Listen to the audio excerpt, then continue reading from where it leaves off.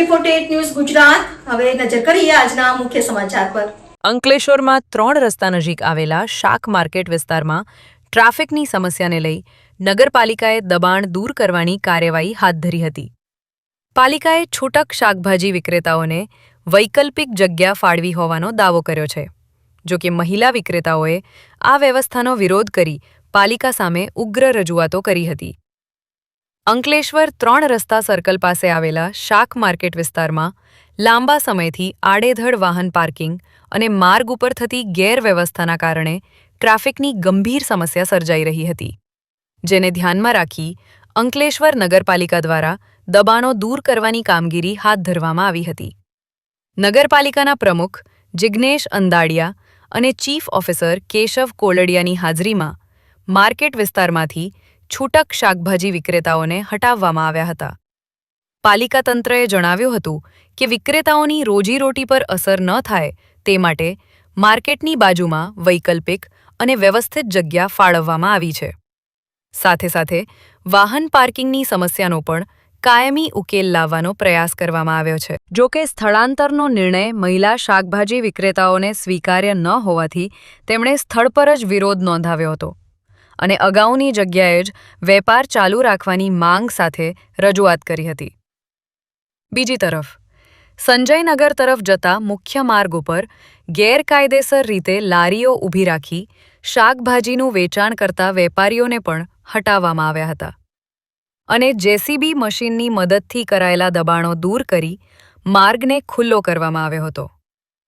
આ સમગ્ર મામલે મહિલા વિક્રેતાઓ નગરપાલિકા કચેરીએ પહોંચી વિરોધ નોંધાવ્યો હતો, જ્યારે વિરોધ પક્ષના જહાંગીરખાન પઠાણે પણ શાક માર્કેટ મુદ્દે પોતાની પ્રતિક્રિયા આપી હતી. ભારત દેશની અંદરમાં મુગલ સલ્તનતે રાજ કર્યું, પછી અંગ્રેજો આવ્યા. હવે આ કાળા અંગ્રેજો આપણા પર જે ગરીબ લોકો પર કાળું દમન કરી રહ્યા છે. કારણ કે ગરીબો લોકો જાય તો કાં જાય. યુપી બિહારથી આ કાળા ભૂંગળા જોઈને લોકો ઉતરી પડેલા. આજે અંકલેશ્વર અને ભરૂચ જિલ્લાની પ્રજા સાઈડ પર મુકાઈ ગઈ છે ને હપ્તા આપે તેને ત્યાં જગ્યા આપવામાં આવી રહેલી છે.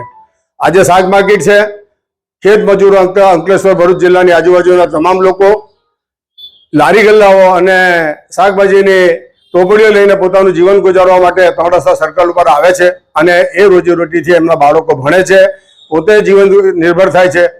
ને ખેડૂતો માટે તો આ સરકાર બાંગ પોકારે છે કે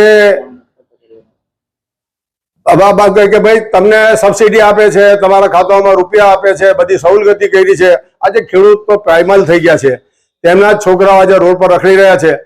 તે પ્રમાણેનું આજે જે 3 રસ્તા સર્કલ ઉપરમાં શાકભાજી લારી વેચવા માટે બુલડોઝર લઈ, કારણ કે બુલડોઝર સરકાર અમારા ત્યાં અંકલેશ્વરમાં પણ સક્રિય થઈ ગઈ છે, એટલે બુલડોઝર લોકોને લઈને આ ફેરવી દીધા છે. હવે એમને ફેરવ્યું નથી, લોકોના પેટ ઉપરમાં બુલડોઝર ફેરવ્યા છે. જો એમની માન્યતા બધા ઢગલેથી બહાર બેસેલા છે, જો એમને રજૂઆતો સાંભળવામાં નહીં આવે અને જે હપ્તા પરિસ્થિતિ ચાલી રહેલી છે ત્યાં, અને જે ચોપડીઓ ફરી છે વ્યાજની, એક તો અમારો સદસ્ય જ ચોપડી ફેરવે છે, એનું નામ હમણાં નથી બોલતો, 10% વ્યાજમાં.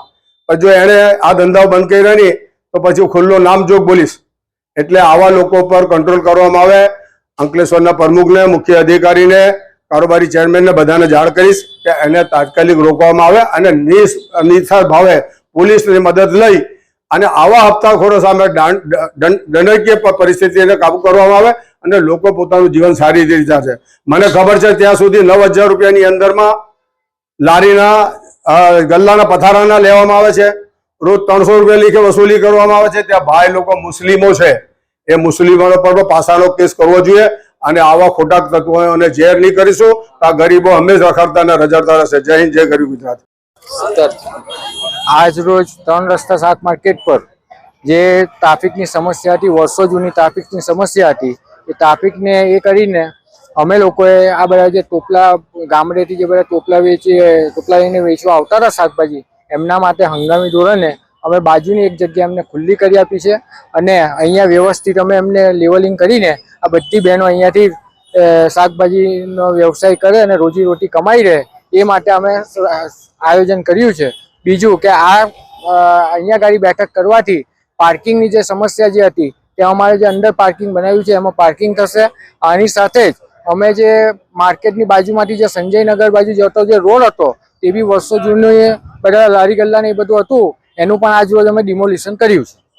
જિગ્નેશભાઈ, જે સ્થાનિક મહિલાઓ છે એમનું કહેવું છે કે અમે આજુબાજુના ગામથી રોજગારી મેળવવા આવીએ છીએ, પરંતુ જે નગરપાલિકાની જગ્યા છે એમાં જે લગભગ બહારના એટલે પરપ્રાંતીય લોકો છે એમને નગરપાલિકા દ્વારા ફાળવી આપવામાં આવી છે. શું કહે? મારું એ તબક્કામાં બી મારું સર્વે ચાલી રહ્યું છે, એમાં પણ જે પણ કંઈ હશે તે રીતની કાર્યવાહી થશે ને હું મારી રીતે સર્વે કરાવીને એની બી આખી વિસ્તૃત માહિતી લઈને એમાં બી ટૂંક સમયમાં કાર્યવાહી કરવાની બાંયધરી આપું છું. Dharmesh Rana, AB48 news, Gujarat, Ankleshwar.